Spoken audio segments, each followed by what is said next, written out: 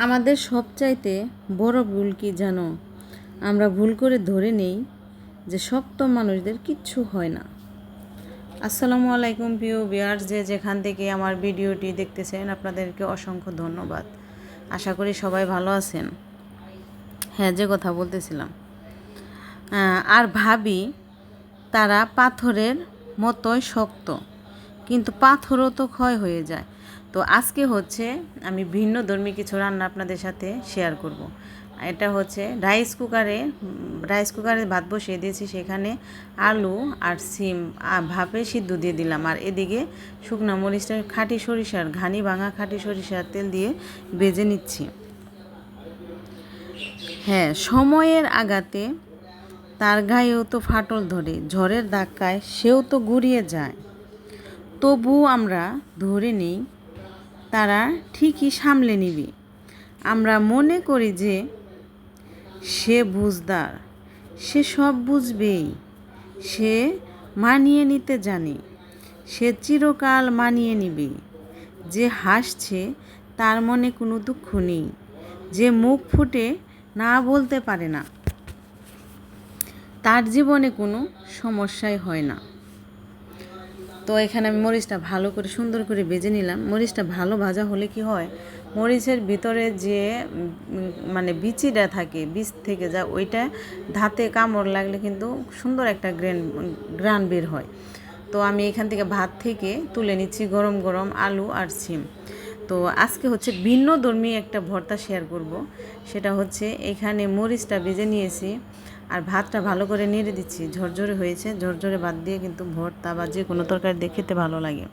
তো আজকে দুইটা শেয়ার করবো, একটা ভর্তা আর হচ্ছে সরিষা ইলিশ। হ্যাঁ, সরিষা ইলিশ সবাই রান্না করে, তো আমি একটু ভিন্নভাবে রান্না করব।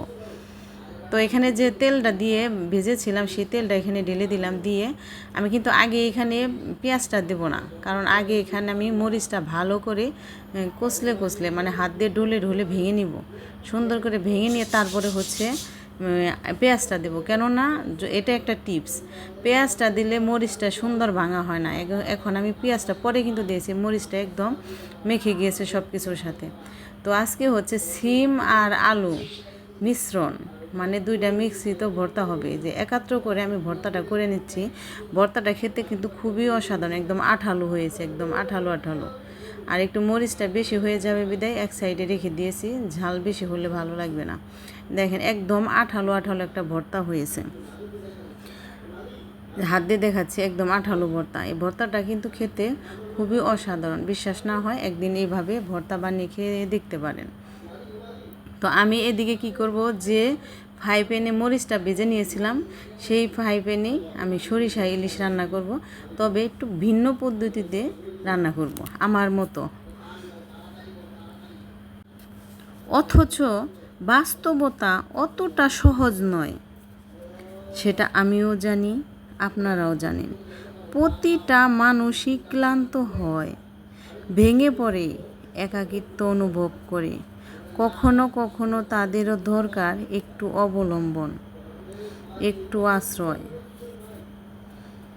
যারা সব সময় আমাদের জন্য ছায়া হয়ে দাঁড়িয়ে থাকে, ঝড়ের দিনে আমাদের আগলে রাখে, তাদেরও কখনো কখনো ছায়া দরকার হয়।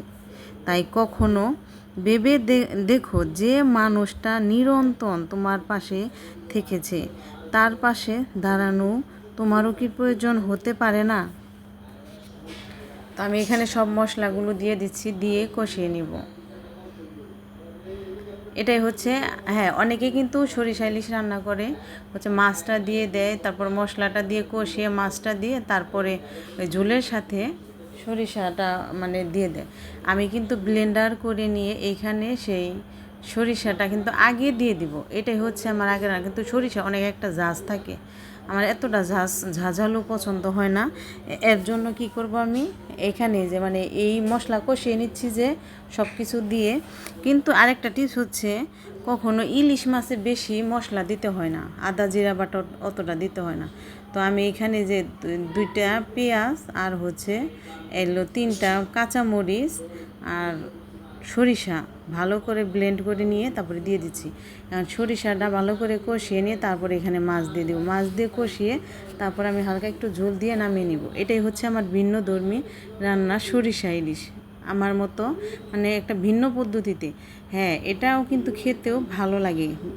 আপনারা হয়তো কালারটা দেখে বুঝতে পারবেন, যে রান্না দেখতে সুন্দর হয় সেটা কিন্তু খেতেও অসাধারণ হয়, অনেক মজার হয়।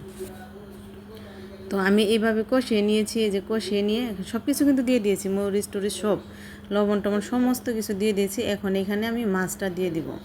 তো অত বড় সাইজের মাছ ছিল না, ছোটো সাইজের বাচ্চাদের ভাজি করে দিয়েছি। আর কয়েকটা পিস ছিল, সেই কয়েকটা আমি সরিষা দিয়ে রান্না করতেছি, কারণ বাচ্চারা সরিষা ইলিশ অনেক পছন্দ করে। তুমি কি কখনো তার হাত ধরে বলেছ, যে মানুষটা তোমার ছায়া হয়ে পাশে দাঁড়িয়েছিল ঝড়ের দিনে, তোমার ঝড়ের মোকাবেলা করেছে, তুমি কি কখনো তার হাত ধরে বলেছ, আজ তোমার জন্যই আমি আছি? জীবনে জীবনে রোদ ঝড় ঝাপটা সামলে নেওয়া কঠিন, যদি পাশে কেউ না থাকে। শুধু নেওয়ার নয়, দেওয়ার মানসিকতাও থাকা দরকার। হ্যাঁ, আমরা শুধু একজনের কাছ থেকে নিব, তাকে কিছু দেব না, এটা কিন্তু হয় না। কিন্তু নিব, দিব, দেওয়ার মানসিকতা বা নেওয়ার মানসিকতা দুজনের, তবেই তো আমরা মানুষ।